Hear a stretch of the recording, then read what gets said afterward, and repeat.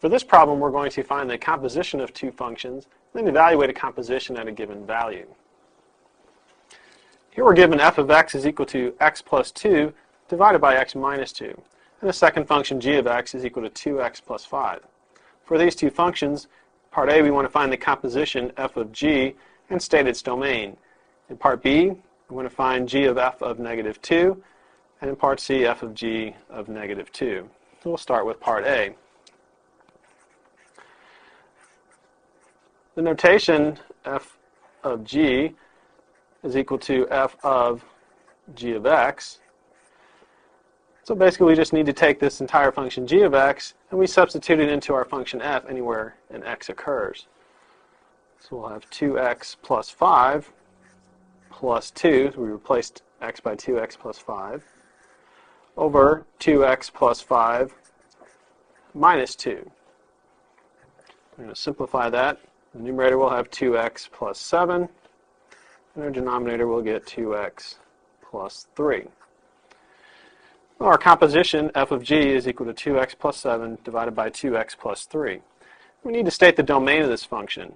To find the domain of a composition, we first look at our inside function, which in this case is g of x. G of x is a linear function. It's defined for all real numbers, so we have no restricted values so far. The next thing we need to do is look at our composition itself.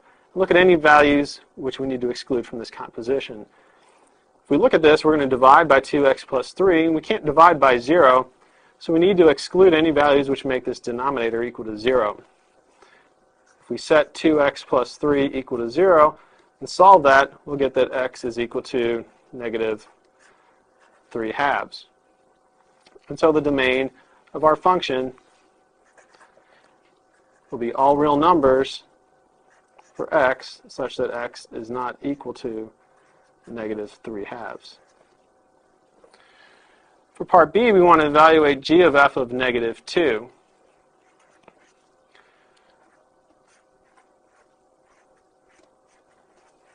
This is equivalent to finding g of f of negative 2. So we really need to first find the value of the function f when x is negative 2. If we come up to our function f and put in negative 2, negative 2 plus 2, that's 0. Negative 2 minus 2 is negative 4, and 0 over negative 4 is 0. So we need g of 0. So now we come to our function g, plug in the value 0. 2 times 0 plus 5 is equal to 5. So g of f of negative 2 is equal to 5.